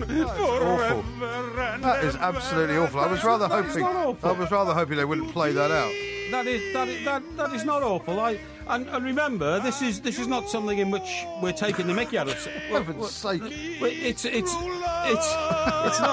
It's not something in which we're taking the mickey out of anybody. This is a tribute. Of course it is. Yeah. And there is a video. You can go to Two Mics TV actually on YouTube and see it. We've tweeted out the link at the Two Mics and at IROMG and at Mike Parry 8. Is that right? I think it was a very good effort, but I think you have to say, listening to it now through the clarity of the headphones, actually, it does sound worse than I remember it. No, it doesn't sound worse at all. As usual, I mean, you wouldn't have a go at doing it, would you? I wouldn't try and impersonate Demis Roussos, so I'm not the same shape. You know you can't. You have the. You haven't got the talent. No, you have the advantage of looking very like Demis Roussos. You haven't got the talent, man.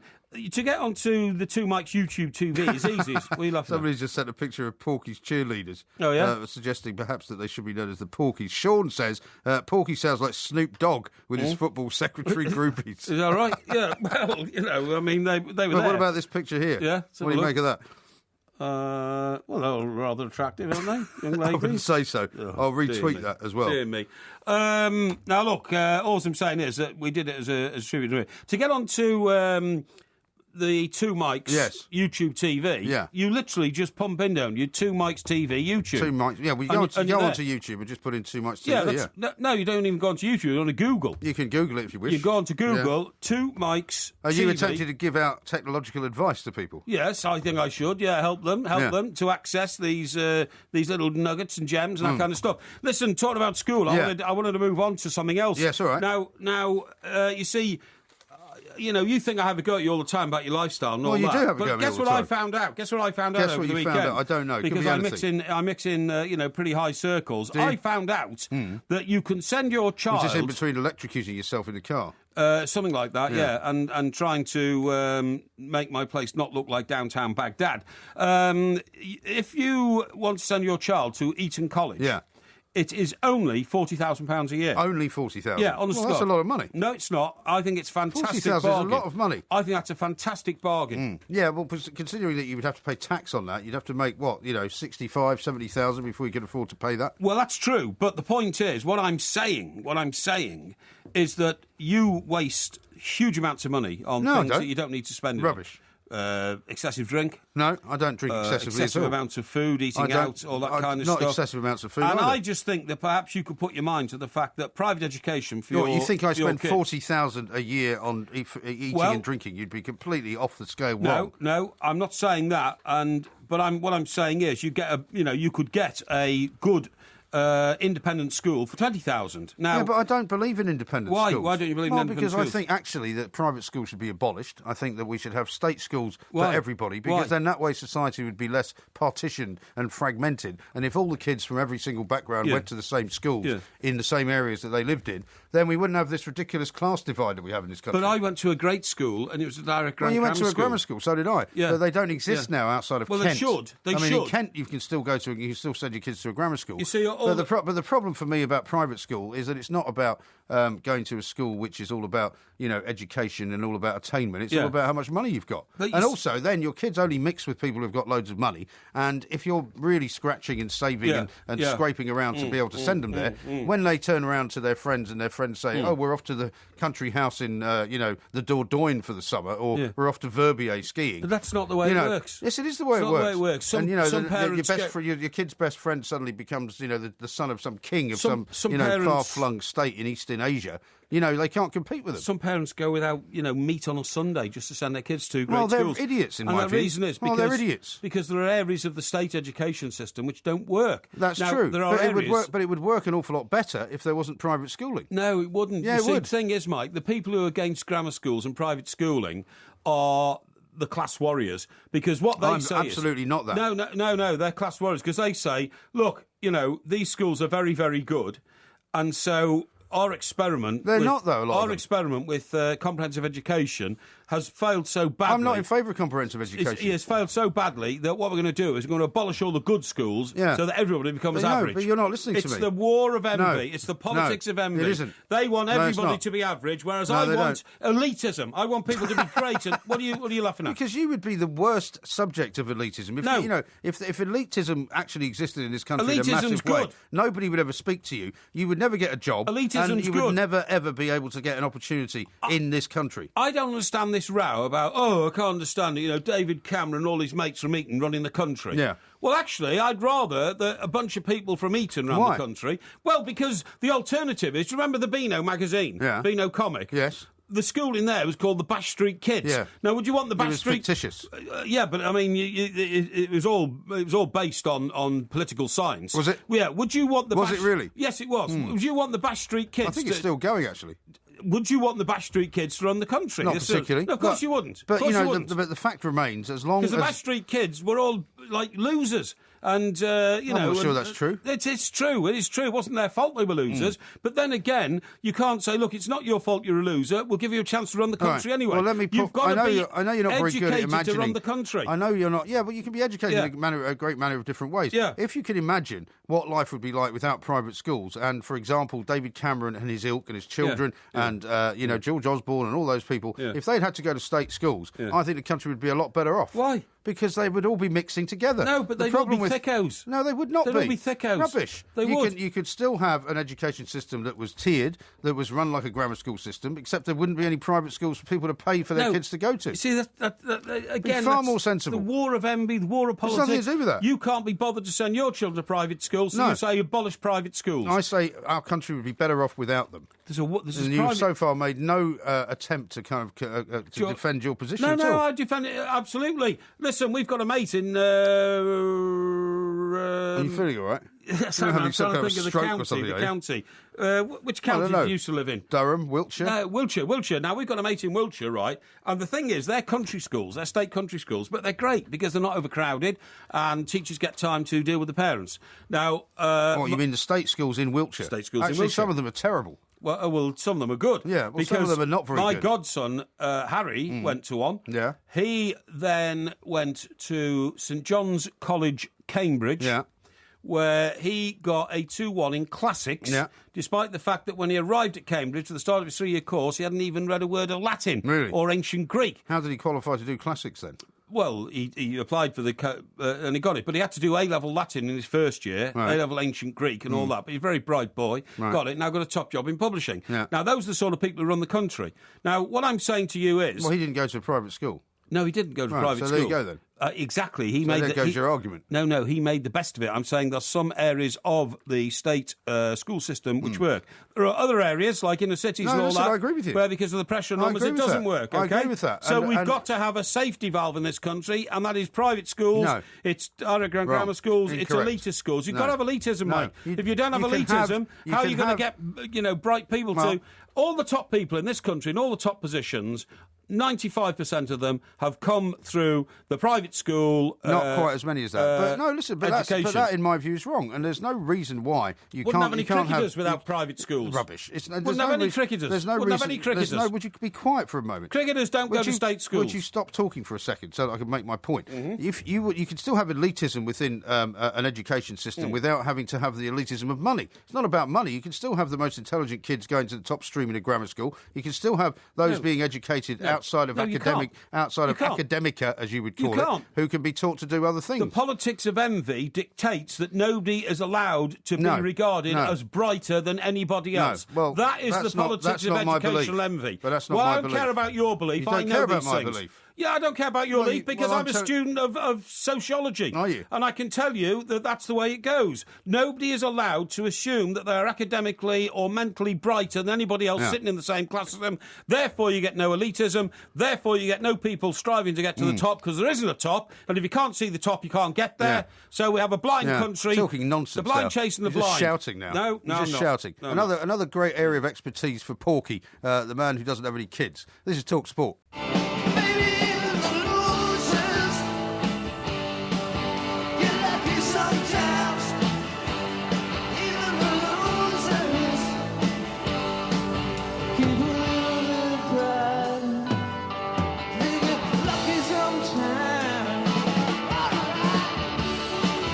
Now, it is, of course, that time of the week when we look back at the weekend's sporting action and decide who has been a big winner and a big loser. Since Mike Parry's been doing it, of course, it does extend somewhat outside of the sporting arena from time to time. Of course. And once again, that old pairing of Toby Gillies and Mike Parry has come back because Toby wasn't here last week and Mike Parry actually lost, it would seem. And there's been quite a few bits and pieces on social media, on Twitter, welcoming Toby back. Others saying that he actually ruins it for everybody else. But yes. One man in particular really doesn't like me, does he? Yeah, he doesn't. But he's only one man. I wouldn't pay too much attention. Mr. Porky Parry. Yeah, he's one of Mr. Parry's parody accounts who doesn't like Toby at all. Is that right? Yeah, he does. I didn't know I had any parody accounts. Yeah, there's about 5 of them, actually. Is that right? His favourite The funny thing hashtag- is most of them are more sensible than you are. His favourite hashtag for me is plank, which of course is one of your words. It's not. It's one of Mike's words for me, actually. He always calls me the plank. Yeah, and there's another guy who calls you hoity-toity Toby. Does he? Yeah, he does. Oh, I haven't seen that. That's a different guy, yeah. Toby. Anyway, so since Toby was off last week, I think we'll give him the opportunity to go first with his 3 losers of the week. And for anyone who hasn't heard this, I decide at the end who should win, winners and losers. Okay. So off you go, Toby. Okay, well, my first loser by quite some distance is Jose Mourinho. Chelsea obviously were 2-0 up against a League One side in Bradford, a 4-2 defeat in the end at They were home. 2-0 up, weren't they? 2-0 up, I said that, I thought you didn't said I? 2-1 up, sorry. Generally accepted by many to be the most embarrassing defeat in the club's history. Jose Mourinho, to give you some statistics, of course, he's only ever lost 1 domestic home game as Chelsea manager. That was against Sunderland before. And he has never, in his entire managerial career, conceded 4 goals at home in any match ever. That tells me that he's been a big loser this weekend. Yes. Well, I can't disagree with that. My next is Standard Liège fans. Standard Liège? Yes. Blimey. Now, I'm sure you've seen this banner over the weekend. They played their bitter rivals Anderlecht, and their former title-winning captain, Steven Defour, it was his first return to the club since he joined the rivals Anderlecht. There was a banner that depicted, it said, "Red or Dead," and depicted Steven Defour beheaded in some sort of horrible reference. Well, the fans that did it claimed it was to the film Friday the 13th, but actually it was clearly a reference to the horrible incidents that go on in the world at the moment. Don't like that one. And, well, for me, loser isn't strong enough for those responsible. Exactly. They're not even losers. They're Absolutely. They're just saddos. Disgusting. And finally, Nutella. Oh, yeah. Definitely a loser this week because you've obviously heard of the chocolate spread. Others are available. Of course. But apparently it's a name that would make you the target of derision. Actually, I think it's quite a sweet little girl's name. But one couple tried to name their daughter that, only to be told in court, this was in France, that it's inappropriate because it would make her the target for derision. And in their absence, they were told that her name is to be Ella. So they didn't ever get to choose it at all. Well, who took them to court? They were taken to court. In France, when you try and name your child, if it's something that the authorities don't like very much, or whoever it is that you register the name with, they are entitled to. Absolutely. So it goes against free speech. And bizarre. Nutella is a name that you can't now officially name your child in France. How bizarre. That's a definite loss for Nutella. That's very strange, isn't it? Now, Mr. Parry, what would you like to offer as your 3 losers of the week? OK, first loser, every German football fan. Now that Greece have voted Why are you so far back from the microphone? Right, OK, I'll get a bit closer. Now that... because I like to... You like to sound echoey? No, I like to expand. Don't expand too much. Certainly expanding in one way. Now that... I'll just ignore that. Unnecessary roughness. Yeah, Yellow flag on the play, I think they say in the NFL, don't they? Now that Greece have voted for anti-austerity, what it means is the fact that they've bankrupted their own country, they're not interested anymore in paying the price of their self-inflicted bankruptcy. So what they want to do now is start spending the Germans' money again. So Germany now has to foot the bill again for Greece, and it's pluriferate. Well, we all do. What's it called? Pluriferate? Well, profligate. Profligate spending, OK, and all that kind of stuff. Now, no, it's mostly German. No, it's not. It's European money. No. But Germany, the richest country in Europe, they'll be in the way. That means all German football fans are now going to suffer a bad dent to their living standards. When you suffer a dent to your living standards, one of the first things that has to go is your season ticket. And the German football fans now will have to think very, very hard about renewing their season ticket for next season. So every German football fan is a loser today as a result. It's a bit of a stretch, that. No, it's not. Of a political earthquake in Greece. Having that. I'm sorry. I'm not having that. Have you got a better one? Bonkers. Excuse me. That's not any good, that one. You're not supposed to I'm the adjudicate. adjudicator. Not until we finish. Right, now the second one is the Football Association. Oh, and do you know why? I know, I don't. Because it's been the most exciting early rounds of the FA Cup in living memory, and yet they cannot attract a sponsor to that competition. Oh, yes. It has no sponsor. We've done this one before, haven't we? No, I haven't done this, because these games are napped till last weekend. No, but the fact they haven't got a sponsor. They have... Sorry? You've done this before. No, I've not done this before. You have? They have no sponsor and are unlikely to have a sponsor even when the final comes round. Right. That's the difference between now and maybe haven't done it before. OK. And the third losers, any footballer who bought and is driving an Aston Martin DB9 because a report out today shows that the driving seat heats up to uncomfortable temperatures and burns the anal area of the footballer. This is a big you problem. mean the buttocks, surely? The buttocks, but I don't like use sort of... Well, I think that would be better than what you did say. I don't like using anatomical words. And let's face it... Why is it doing that, then? Well, what, you mean the actual the heated seat gets too hot? The heated seat. They've been recalled. According to a report today, the allegation is that these cars have been recalled because the heated seat gets too hot and you get uncomfortable burning sensations. I have to say, I may have to award you that one. Surely, if they've recalled them, they'll fix it and it's no longer a problem. No. They're no longer losers. They're driving around with singed... heated buttocks. Yeah, with singed overheated buttocks. Anal area.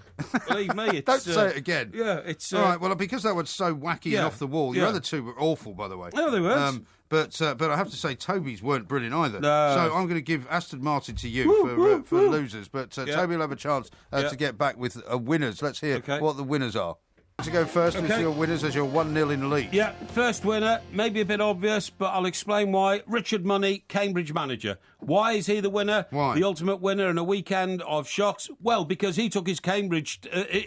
he brought out his Cambridge team against United last Friday night and set the format, set the blueprint, set the template for a weekend of FA Cup shocks by drawing with Manchester United on Friday night. Yeah. He's the ultimate winner, OK?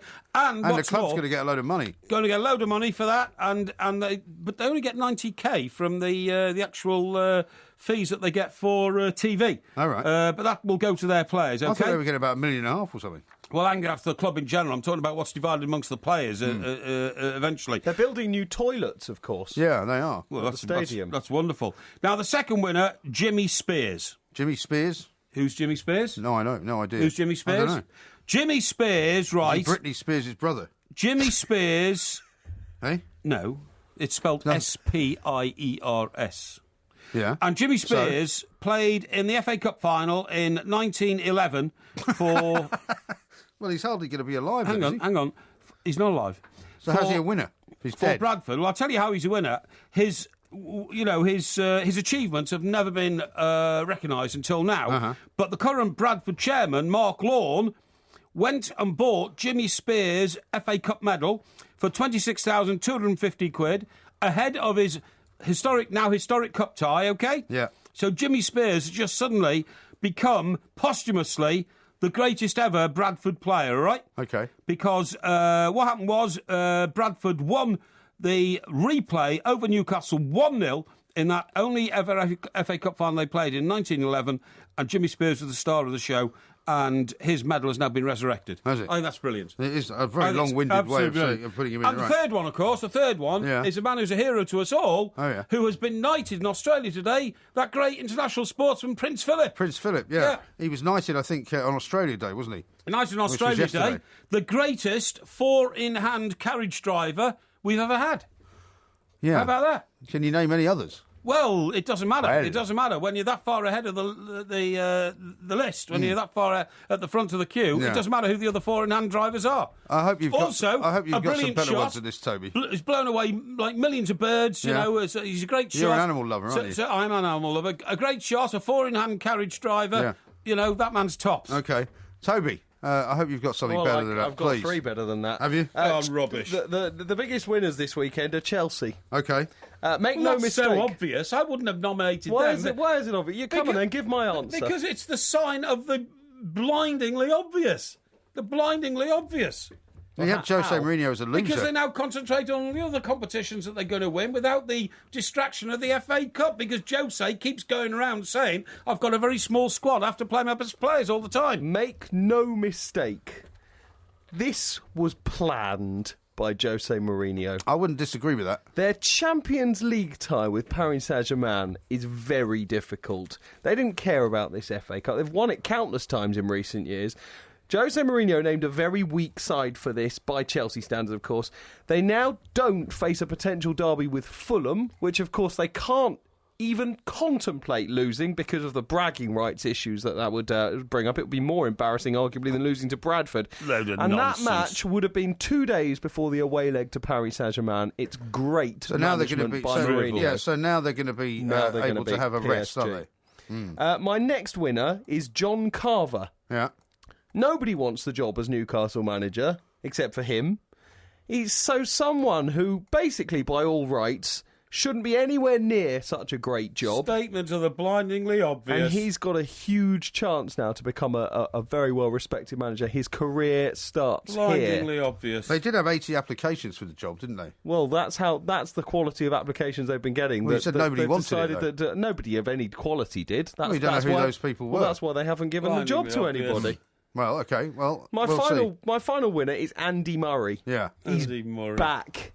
This is clearly a different player to last year. Obvious. This is no problems with his back. Serve vastly improved. Fitness is back. Even if he doesn't win the Australian Open, and he will reach the last four later on this morning, Murray will be a force at Wimbledon and the US Open again this season. I'll tell you what, Nick Kyrgios... he's playing at 8 o'clock this morning, isn't he? Nick Kyrgios is like a bull badger in Murray's headlights. He's going to be frozen to the spot from moment one. It's going to be straight sets for Murray. He's going to be back in the semi-finals of a major. So obvious. Stop interrupting. You're not allowed to do that in this competition. Well, you can get the points taken away for it. That's true. And Andy Murray is back.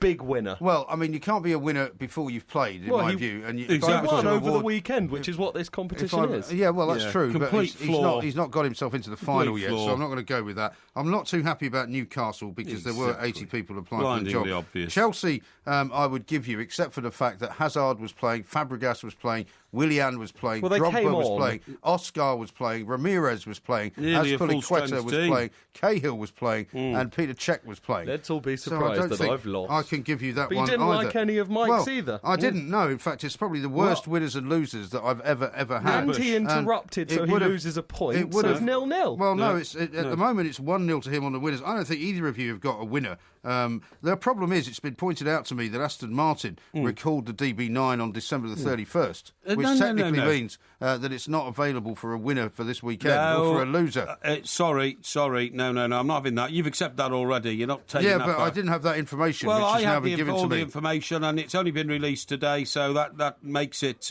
current, because the cars are now going back. The cars are now going back. No, I'm afraid you're not withdrawing that. Not having that. No. This is gerrymandering. Listen, I'm not having two of you moaning and groaning. I'm going to declare it a draw. Rubbish. I'm going to have a rematch. Well, who won the winners? You would have won it. But with your Aston Martin one, winners, that was losers. Oh, that was losers. Winners, there isn't one. There isn't one. What do you mean there isn't one? There isn't one. There is no winner. Prince Philip. No, Prince Philip is not a winner. Jimmy Spears, whoever he is dead, so he's not a winner. It doesn't matter. Posthumously, he should be a winner. And Cambridge United, in your own words, is such a blindingly obvious one. No, it's not. It's not. It shows an incredible lack of losing imagination. This competition and also, Cambridge United didn't win, so technically they can't be winners, can they? Still in the competition. Still in the competition, not for much longer. And does therefore Mike lose also a point for interrupting? No, because you've both been doing equal amounts of interrupting. I'm the winner because I won 1-0 in the first round. There's 2 yellow cards out there on the table, I think, at the moment, and we'll have to have a rematch next week for double points. And next week it'll count for 2 wins. Whoever wins it next week, what do you think? Well, it'd be the same. You'd be the same gerrymandering cheat that you are this week. No, you see, I've never sat in a room with 2 such bad losers in my entire life. One who spends the time when he's I'm not not used here. to losing. Yeah, you're both the losers of the week. I have to say, with your reaction to not winning. So we'll have a rollover next week. 2 points available for whoever is going to be sitting in Toby's seat. I don't know if you're here next week, Toby. I am. You are. So I'm ready to face the battle once And I more. would encourage both of you to come up with some better ones, please, because winners and losers.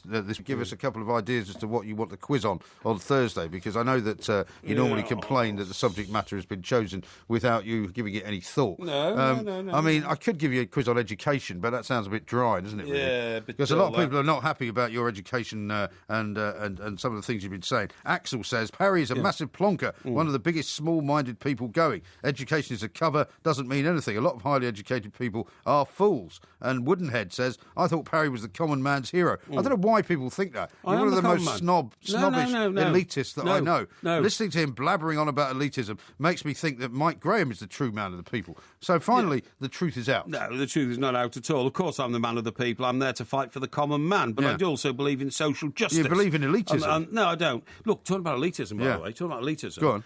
I've come across in my study of avionics. An amazing proposal that's been put forward to make flying a better experience. And what happens is, let everybody go first class. No, but actually, you're not too far away from the truth. Aeroplanes with the most number of first class and business class passengers on them will be able to leap the queue when they're stacking over Heathrow and LAX and Chicago and all that, and go in first. And the people on the poorer planes, like the budget flights and all that, will have to wait. That's shocking. No, I think that's a really good thing. That is absolutely shocking. It's a really good thing. No, how's it a good thing? Because if you spend more of a percentage of your salary buying a better seat than just a bucket shop seat. But that might not be the case. Well, it usually is the case. Then you deserve. If Mick Jagger buys a first-class ticket from London to New York, yes, he's spending a smaller proportion of his income but than Mick I'm Jagger deserves to be treated specially. Buying 4 economy seats for me and my family. But Mick Jagger deserves to be treated specially. Well, why doesn't he get a private jet? Well, he probably has got a private jet. Well, but he probably just fly. I mean, when I flew back first class from LAX last time I was there, sitting in. Did you pay for it? No. Did you get upgraded? No, I was on a job, wasn't I? I was on a job. So somebody else paid for it? No, I was on a job and I did get upgraded. So when you get upgraded then, you're actually falsely loading the front end of the plane, because you probably only paid for an economy class ticket. No, I had a business class ticket, and as I walked on the plane, the chief steward said, literally, is it you? Are you Porky? And I said, yes, because I thought there's got to be some advantage in this, Normally, of course, I'd be humble and say, oh, no, you mistake me for somebody else, and potter off down the back of the plane. But no, I had a business class ticket anyway. And he said, oh, fantastic. and then told me that Joan Collins had just rung up and cancelled, and I could have her seat in first class. Well, a shame, because she would have had a nice chat with you, remembering old times. Yeah, exactly. That's right. I've got a picture of me and Joan Collins together. So you keep saying. You've never brought it in, though. Well, I'm fine. Don't worry. And so what I'm saying is, I think if you... I think it's a preposterous idea. No, it's not preposterous. It's a great idea. It's a great idea. Rubbish. It discriminates against people like me. No. Who travel with children. Well, I agree that is a problem. But then again, you don't need to get in quickly. You've got your children to keep you company. What do you mean I don't need to get in quickly? You know, whereas... Well, I wouldn't describe 8 hours transatlantic flying with two relatively young children to be in any way something you wish to prolong. But, Mike... You want to get it over with quicker. Don't you understand the way the world works? If there are more first-class and business-class passengers on a plane, like a jumbo, for instance, that's circling around Heathrow, of course that should be admitted into the airport first, ahead of a budget flight, because there's more important people on that plane. That's rubbish. No, listen. What makes you think they're more important? Because people in first class and business class are people who have a position in society. No, they're not. Therefore, they're more important because they keep the world You're digging moving another massive hole for yourself. No. Yes, you are. No, I'm just being practical. No, I'm just being practical. So you're saying that somebody who's in first class on a plane that I'm travelling on with my children, because I'm in economy, is more important than I am. Well, that's what you're saying. Usually speaking, if that person, for instance, is the chief executive, well, you don't rate in that sort of situation. Nobody cares about you. It doesn't matter. You don't care about me? Sorry? You don't care about me? Well, I care about your welfare, but I don't care about the fact that you're sitting cattle class. That's your problem, because you spend far too much money on booze and cigarettes and junk food to be able to afford decent aircraft seats. I would not take... I haven't travelled across the Atlantic on anything other than business class or first class for 25 years. Yeah, but because I organise my life properly. You haven't got children. I would not organise my life properly. I see people taking kids into business class. It's a very bad idea. Yeah, it creates the wrong image. It creates a situation where the children think that they're entitled to something which they're not. Well, they haven't earned it. They shouldn't be there. They shouldn't be allowed in, because for other business class passengers, having little kids running around is an irritant. And well, there's not a question of that. If you pay to put your children in business class, if people find out an irritant, that's tough luck. But I would not pay to put my children in business class because it spoils them. I think there's a lot of aircraft that don't allow children in business class. Well, I'm sure there are. I think they won't upgrade you. I'm sure. I've on plenty of planes where they've had kids in business class and first class. If you buy the ticket, they can't stop you. Okay, but what I'm saying is, I would prefer. If I saw you staggering into business class, I'd ask them to reject you. On the grounds you might become a nuisance during the flight. Don't be ridiculous. Once you've drunk the I've place never had dry. a problem on a flight. Have you ever been refused a drink on a flight? I have, actually, Have you? Yeah. When? Last time I went to New York. Really? Yeah. Why? Well, because we were all kind of inebriated? No, I wasn't actually, no. But I was sitting with a very nice... Because the seats were split into two threes, right? Yeah, right. So I had one of the kids with me, and my other half had one of the kids with her. And on the third seat was this rather nice Swedish woman who I got talking to. And did the mother of your children approve of this? No, she wasn't. She wasn't particularly impressed. No. But I wasn't sitting with her. A Swedish woman. Yeah. And we started. And was your child between you and the Swedish woman? She was. Yeah. So you're talking over your child, completely ignoring your child. Not ignoring him. No. No, he was on his iPad or whatever it was. Right. Yeah. Anyway, so most of the time I was the one that was going up to get the drinks, and eventually, as we got nearer and nearer to New York, this guy said, and normally I don't drink that much on a flight because I'm driving. No. But I wasn't driving at the other end. Just for about 8 solid hours. I wasn't driving at the other end. Yeah. And this guy said, "Pardon me, sir." He was, one of these American stewards. He said, "But in the United States, the immigration authorities frown on drunkenness." And I said, "I beg your pardon. Are you suggesting I'm drunk?" He's like, "Well, no, but you've had an awful lot to drink." I said, "Well, no, I haven't. I've been getting drinks for other people. Every time I come up here, I'm not getting 3 bottles of wine for myself." Where are you getting the wine from? Like, they didn't have a bar, did they? You just went up to the galley. Go up to the galley. Because now what they do is they bring you 1 bottle of wine with your dinner, right? And that's it. And that's it. If you want any more, you pretty much have to go and get it. Yeah, well, I think that's okay, though, because at least you're in control. You haven't got to wait for a trolley to go up and down. No, exactly. Do you have to pay for it? No. No, right. No, it was free. Okay. And I Which said, airline was this? This was British Airways, I think. Oh, right, okay. And I said, well, look... So what was an American guy because they have American air crew on British Airways flights. Yeah. Oh, right, okay. Yeah, of course they do. I've never come across one, but no, anyway, you don't fly as much as I do. No, but anyway, I fly the flag when I do, yeah. Do you? Yeah. Oh, I'm glad to hear it. Yeah. Anyway, the guy was quite... I said, I take gross exception to you suggesting that I've had too much to drink. Exactly, It's absolutely outrageous. I said, I'm perfectly fine. But they're really funny about alcohol on planes now. They don't want you to drink more than about 2 drinks over 8 hours. I went to Chicago a few years ago. I think you get a shock the next time you go. Well, maybe... Well, I've told you already about what happens in Santa Monica restaurants. So they don't let you but that's what it's like on planes now. Yeah, but no, that's why I wouldn't travel on an American plane. British Airways are brilliant to me. But I went to Chicago once on an American Airlines it was, that's right. And I had so much to drink on the plane, I could hardly walk. And it was because it was a facility trip, so people were pouring wine down your throat and all that, and booze and, you know, that's the normal vodka state of affairs if you get off a plane, isn't it? Yeah. But I can't believe how I was admitted through immigration in Chicago.